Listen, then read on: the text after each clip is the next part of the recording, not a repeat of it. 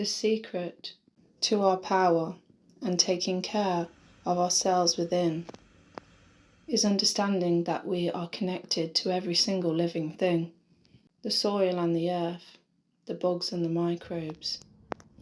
Our connection is not just in mind, but in body. As we take care of others,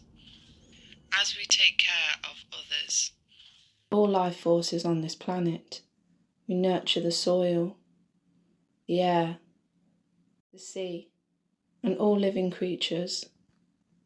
We start to spiritually understand that they are part of you and me. Through no careless activity will we see one's true potential and growth. To understand without life, soil,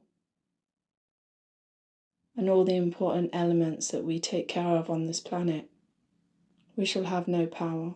Because every day the earth gives and gives. It fills us with food that's so enriched. It gives us water to drink and energy to create life. It gives us the ability to understand why we have to make sacrifice. And only when we learn life's lesson, what is truly valuable and important, will we find our direction. Only when we start to take care of our soil will our world cease to spoil.